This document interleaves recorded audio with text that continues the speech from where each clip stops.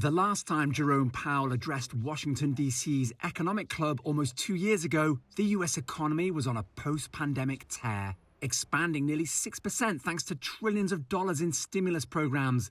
But there were already signs of trouble. Do you have any concern that we are going to be producing inflation as a result of the stimulus bill? Inflation has reached 2% and really reached it, not just sort of tapped the base, as I like to say, but has reached it sustainably. And yet inflation spiraled out of control last year, prices hitting a 40-year high, though the U.S. economy has proved resilient.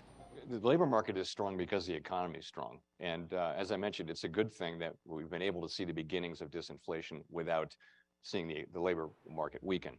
Away from the Federal Reserve, this forum is an opportunity for the chairman to reflect on arguably his most testing 12 months in the job, raising the Fed's benchmark interest rate aggressively from near zero to nearly 5% to cool inflation by making consumer credit and business expansion more expensive. But employers added more than 500,000 jobs last month. Consumption is robust, and growth forecasts that were dramatically revised down are at least positive. The pandemic really had a left a lasting mark so far on labor supply in the United States. The labor force participation rate came down, and there now is a shortage of workers, and it almost feels more structural than cyclical. And yet, just like 2 years ago, there's trouble brewing.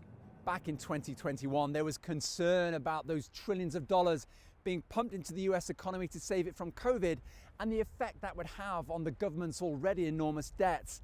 And now it's come to pass, with the US effectively maxing out its borrowing limits and Congress deadlocked about what to do about it, with Democrats insisting it's feasible to raise the debt limit and Republicans demanding spending cuts. But all of that is beyond the Fed's control. Owen Fairclough, CGTN, Washington.